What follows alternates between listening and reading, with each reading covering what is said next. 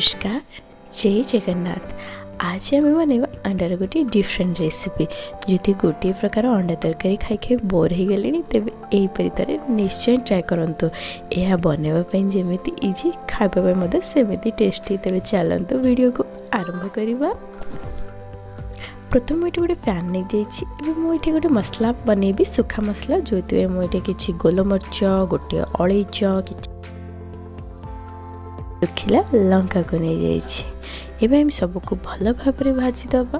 तापर यार गोटे फाइन पाउडर बनईना ब्लेंडिंग जार रे देखिपे एगुड़ाक सब भल भाव में भाजी यापर आम गोटे फैन नहीं जाइए। पैन को भल भाव में गरम कर देछि। मुझे सोरिष तेल यूज कर चाहिए रिफाइंड ऑयल व्यवहार करें।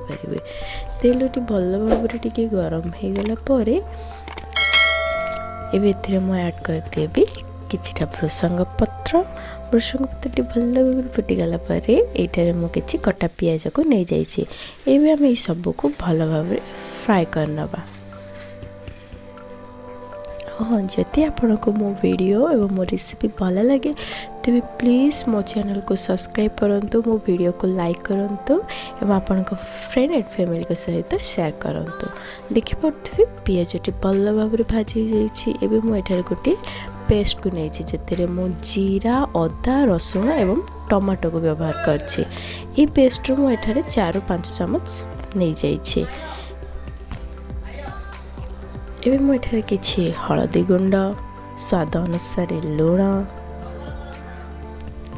एवं किसी धनिया पाउडर एवं सुखिला लंका गुंड को नहीं जाइए। आपण को जीतिकी राग पसंद ता अनुसार ने एवं बनई सुखा मसाला को नहीं जाइए। एवं सब को भल भाव में गोलैदबा जेपरी मसलाटी भल भाव में फ्राए हो। यार कवर को देदेवी 3-4 मिनट जहाद्वारा मसलाटी भल भाव में फ्राए हो। 3-4 मिनट हो सारी देखिपे मसला तेल बाहर आरंभ हो जाए। या माने मसलाटी भल भाव में कषि टे गोल दूची।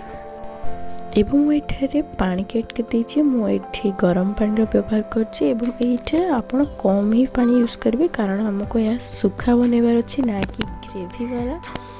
तेणु मुझे पानी को ऐड कर देछि। सबको भल भाव में मिसईदबा एवं यार कवर को देदेवी 4-5 मिनट यार नेक्स्ट प्रोसेस को जा। नेक्स्ट प्रोसेस रे मु पैन नहीं जाइए। पैन को टिके गरम कर देछि।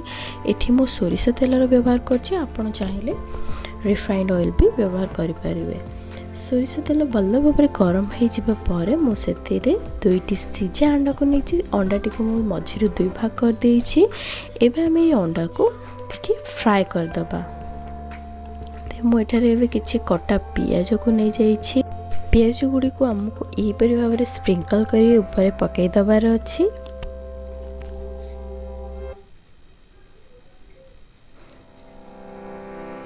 एबे मु एहा ऊपर आमे पूर्वर बनई रखी जो गुंड मसलाटी आमे बनैथिले ताहाको मु टिके स्प्रिंकल कर देछि।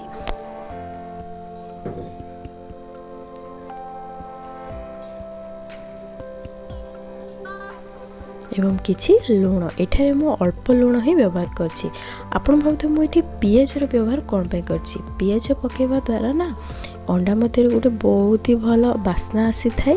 एवं आमे जेतेबेले एहा को ग्रेवी रे पकेबा ग्रेवीर टेस्ट भी मध्य बहुत ही भल आसी थाए।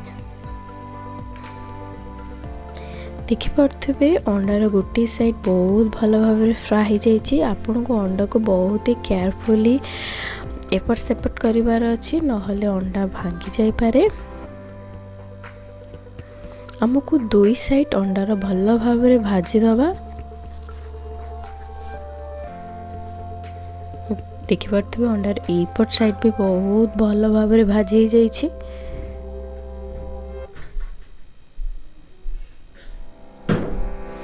हमको यहीपरि भाव में अंडा को 3-4 मिनट एपट सेपट करी भाजी नबार अच्छे। अंडा को बेसी भाजबार ना जस्ट एपट सेपट हल्का ब्राउन हो गला परे हमको अंडा को बाहर कर दबार अच्छी। एवं आप देखिपे आम अंडा एकदम भल भाव में एठार फ्राए हो सारी। एवं आम यहाँ को अलग गोटे जगह को काढ़ी नबा। तेबे आम आमर नेक्स्ट प्रोसेस को जा। देखिपे आम जो ग्रेवीटी बसई ग्रेवीटी एकदम परफेक्टली हो सारी तेल ग्रेवी रू अलग हो सारी या मीन्स ग्रेवीटी बहुत ही भल भाव सीझी जाइए। मुझे ये गोटे सीझा आलू को नहीं आपण चाहिए आलू को स्किप करें। एबे आमे रखिथिबा भाजी रखिथिबा अंडा को एथिरे भल भाव मिसई दबा। आमको ये अंडा को केयरफुली ग्रेवी सहित मिसेबार अच्छी नहले ये केसरटी बाहर को बाहरी जाई पारे।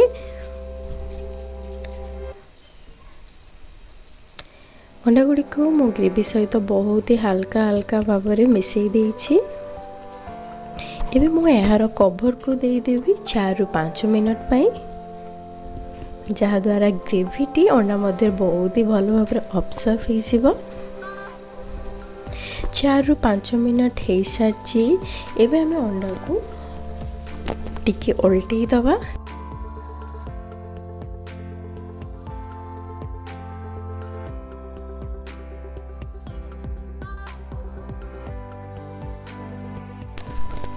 अन्य साइड को मु बहुत ही केयरफुली उल्टई देछि, देखि पारुथिबे। एबे मु यार कवर को पुणी थरे 4 ରୁ 5 मिनट पाई दे देबी।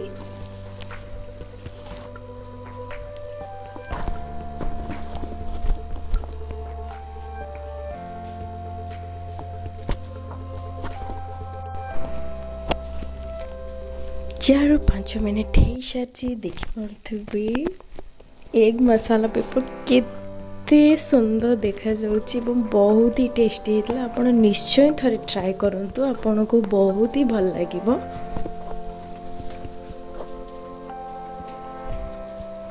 आपण या ऊपर धनिया पत्र भी मध्य पके या को गार्निशिंग करि परिबे। एबे मु या को गोटे प्लेट को बाहर कर नउची।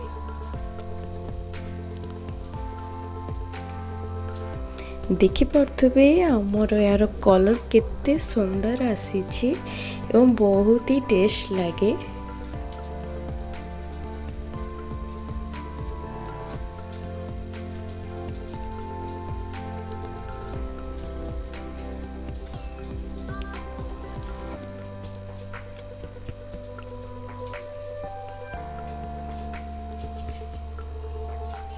मो वीडियोटी देखि आपन को बहुत धन्यवाद। रहुची। जय जगन्नाथ।